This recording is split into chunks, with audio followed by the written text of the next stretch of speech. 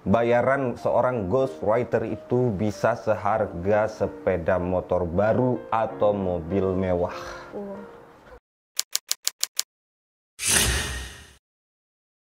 Assalamualaikum warahmatullahi wabarakatuh. Salam Sobat Sastra BM. Sobat Sastra BM pasti pernah menonton film Ghostwriter dong.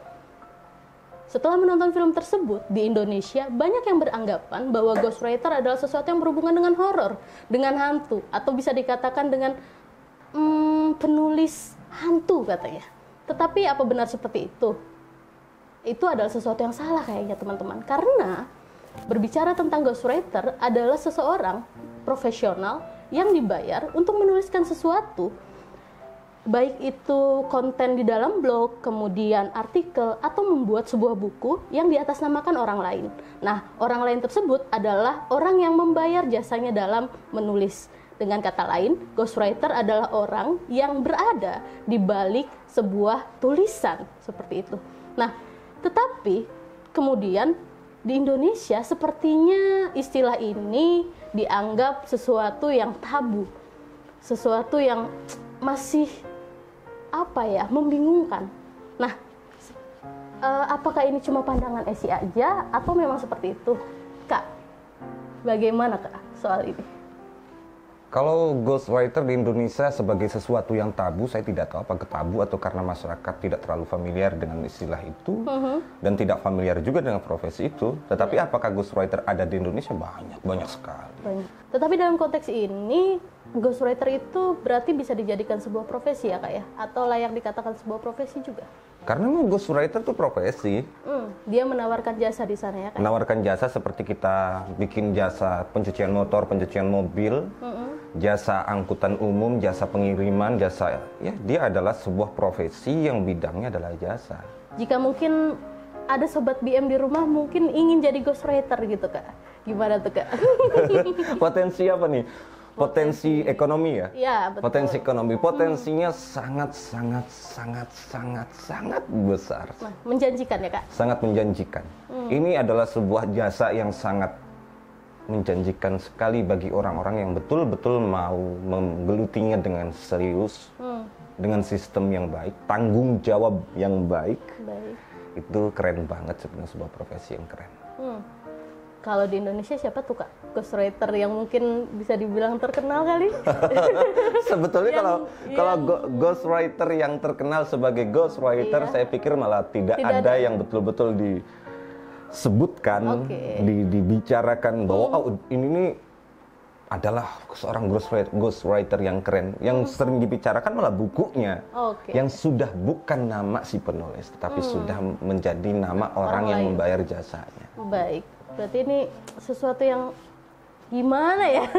Kayak sesuatu yang ikhlas, karyanya dijadikan milik orang lain. Sebentar, gitu. Ini bukan soal ikhlas. Oke. Ini Jadi gimana bisnis. nih Kak? Oh, Ini bisnis Esi. Oke. Kita tidak perlu berbicara ikhlas atau tidak ikhlas. Anda kalau tidak bayar ya nggak mungkin dibuatin. Nah, jadi sebenarnya ini kalau profesional ya nggak bisa. Bisnis. Ukurannya adalah fee. Ya, tuh. Jadi kok ikhlas sih? Namanya nggak ada di dalam sebuah buku yang dia tulis padahal bukunya bestseller. Iya, betul. Gimana tuh Kak? Nggak ikhlas, sudah dibayar dengan bayaran yang sangat besar. Besar? Seberapa besar Kak? Kayaknya Kak Rois yakin banget ya profesi ini keren, ya bisa menjanjikan sesuatu gitu. Seperti apa tuh Kak? Gimana?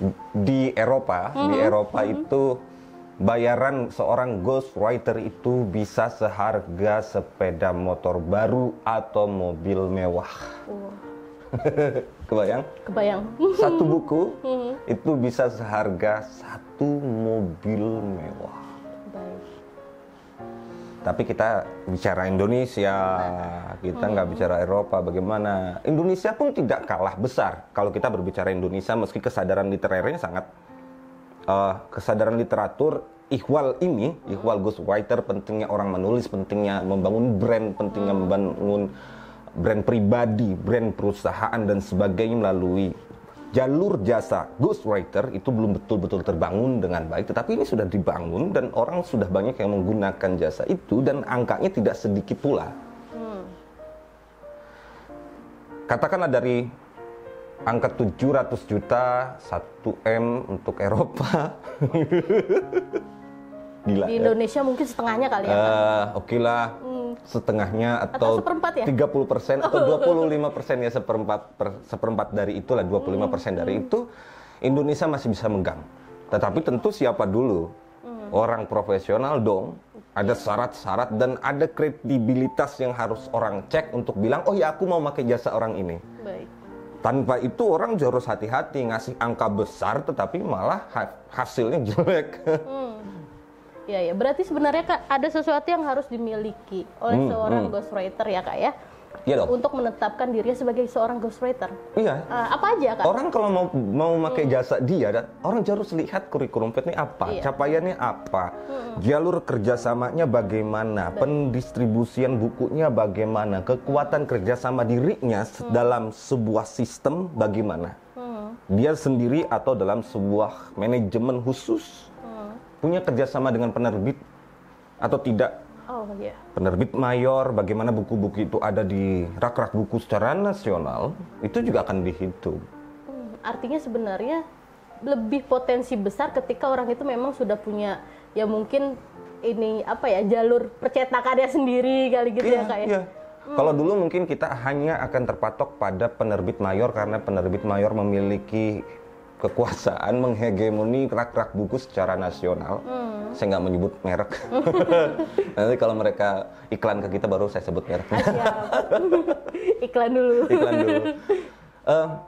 Sekarang tidak begitu banget lah. Sekarang selama kita memiliki jalinan yang baik, kemitraan yang baik dengan reseller secara nasional, itu seorang ghostwriter memiliki potensi yang besar untuk menjadi ghostwriter yang terpercaya karena dia juga punya reseller yang banyak. Sekarang belanja online buku udah banyak banget lah, dan hegemoni rak-rak buku sudah tidak sekuat dulu. Itu. Selain tentu saja kualitas tulisan itu. Ingat loh, orang yang memiliki kemampuan menulis novel yang kata orang keren, itu belum tentu dapat menjadi ghostwriter yang keren. Ini soal keahlian yang berbeda.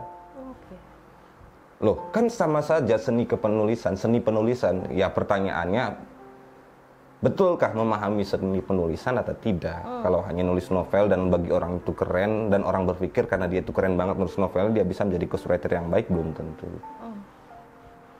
Ternyata seperti itu ya Kak ya? Sesuatu yang baru Esi tahu, menarik ternyata. Ya, dan ini balik tadi, apakah tabu apa tidak, saya pikir bukan soal tabu atau tidak, tapi ini soal familiar atau tidak. Familiar atau tidak. Kalau kita perhatikan pembicaraan kita di episode terdahulu yang berbicara soal apa sih industri kreatif dalam dunia penulis, apakah penulis itu mentok, cuma nulis puisi, nulis cerpen, habis itu kehabisan duit karena pemuatan cuma ya sekian, itu pun belum tentu dimuat, berarti penulis itu jalur pendapatannya cuma itu saja. Harapannya sangat pendek sekali untuk hidup. Baik. Ya makanya ini adalah salah satu bagian dari yang industri kreatif kita yang bisa ditempuh. Tetapi sebenarnya Kak, etis nggak sih Kak? Layak nggak sih Kak? Kayaknya seolah-olah menjual dirinya gitu Kak, untuk kepentingan ekonomi, untuk materi, gimana tuh Kak? Ya sekarang pertanyaannya bagaimana? Apa ya betul orang tuh yang menjadi ghostwriter itu adalah menjual dirinya demi kepentingan orang lain, demi brand orang lain, demi brand komunitas lain, demi brand perusahaan yang lain, berarti saya menjual kemampuan saya untuk orang lain. Orang cuci motor itu jual diri nggak? Enggak sih Kak. Dia punya keahlian mencuci motor, mencucikan motornya. Loh itu kan cuma nyuci Kak, tapi ini kan soal jual ide, jual pikiran, jual intelektualitas. Intelektualitas tidak sama dengan barang. Oke, kita bisa bicara ke sana dan itu akan jadi sangat rumit jika dibicarakan agak melebar. Kalau agak dalam malah nggak apa-apa. Yang disebut profesionalitas adalah kemampuan kita dalam aspek seni penulisan, seni menulis. Itu yang kita tawarkan. Bukan soal bagaimana kita menjual pikiran kita pada orang lain, bukan. Ini soal profesionalitas dalam bidang kepenulisan. Artinya kita juga jangan berpikir ke arah situ sebenarnya Kak ya. Ya, perlu ada pemisah. Kalau Oke. kita mau membuat sesuatu menjadi general, perlu juga kita berpikir secara parsial. Oke. Kan tidak semua hal dapat dijadikan umum. Di generis. Kita perlu pisah-pisah. Nah, dalam hal ini, layak tidak sih jual diri? Tidak sih. Enggak. Selama tadi kita berbicara soal profesionalitas kemampuan menulis. Bukan diri kita yang dijual, kecuali orang nulis tulisan-tulisan yang dengan tujuan politis, tujuan kebohongan sejarah, tujuan-tujuan yang lain yang bertabrakan dengan ideologinya, bisa jadi ini kita boleh tandai sebagai menjual diri. Di luar itu, Sah-sah ini saja ya Kak bisnis. ya. Bisnis is Bisnis. bisnis. Oke. Ya bisa saja di luar sana ada yang tidak setuju dengan bilang, enggak, pokoknya ini bukan bisnis, ini jual diri, silahkan. Tetapi kalau tadi saya katakan, kita harus pisah dulu mana yang parsial, mana yang general. Iya. Ini penting, membedakan A dengan B. Untuk berbicara tentang semua alfabet. Baik. Penting untuk mengatakan merah dan hijau, untuk mengatakan semua warna. Iya. Gitu. Sekarang gini Kak, yang menjadi pertanyaan, kenapa ya Kak orang mau membayar seorang ghostwriter gitu untuk membranding dirinya, mungkin membranding perusahaannya dan lain sebagainya. Padahal kalau dilihat-lihat kayaknya mahal gitu loh Kak. Mahal banget kan, 50, mungkin sampai 100 Iya, juta iya, atau iya. mungkin lebih juga. Gimana Iya. tuh Kak? Mahal ya? Mahal Mahal banget. mahal banget. 100 juta, 150 juta, 200 juta mahal banget ya untuk satu buku aja. Iya. Tapi mahal mana? Brand dengan itu. Orang dengan penghasilan 1 triliun, jika dengan brandnya naik itu menjadi 7 triliun, apa harganya 100 juta? Baik. Kenapa tidak menulis sendiri? Kenapa kan semua orang bisa menulis kan Kak? Ya, semua orang bisa nulis. Bisa dong. Diary, status. Iya, betul. Tetapi seni menulis hanya orang-orang tertentu. Nah, dan hanya orang-orang profesional. Profesional. Anda tidak bisa begitu saja bilang bahwa curhatan itu dapat membangun brand. Karena hanya orang-orang yang punya kode-kodenya dalam dunia kepenulisan yang mengerti kapan dia berbahasa untuk membranding, Iya. kapan dia berbahasa untuk membangun human interest-nya, kapan dia berbahasa secara politis dalam pengertian yang general, yang luas, Oke. itu ada di penulis. Tapi kalau berbicara semua orang bisa menulis, iya nulis status, nulis. Itu bisa semua. Baik. Jadi tadi kalau ada orang punya brand dirinya sebagai seorang pengusaha besar, jika dengan membayar 150 juta, itu dia bisa menaikkan dirinya dalam pendapatan ataupun brandnya, apa harganya sih? 100 juta, 200 juta? Enggak ada. Iya.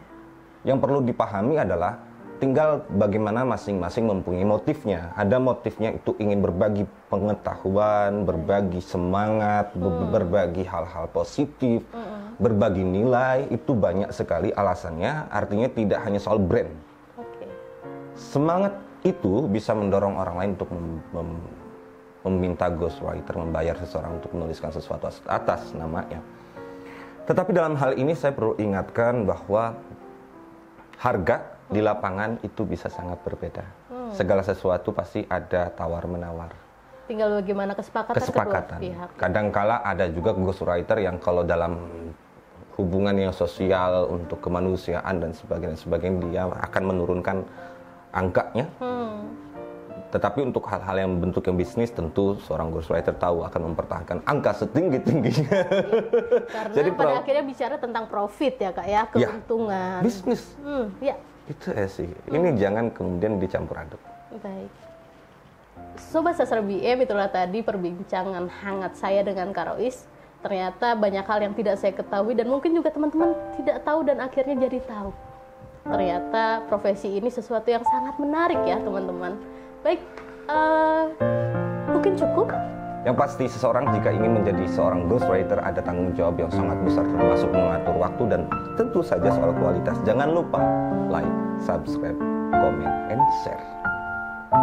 Salam berkarya Dan berbagi inspirasi. Wassalamualaikum warahmatullahi wabarakatuh. Ini keren, memang sesuatu yang keren banget, Keren banget. tetapi bukan sesuatu yang mudah dicapai. Oke Kak. Butuh kesakitan untuk menjadi ghostwriter yang keren. Kesakitan-kesakitan.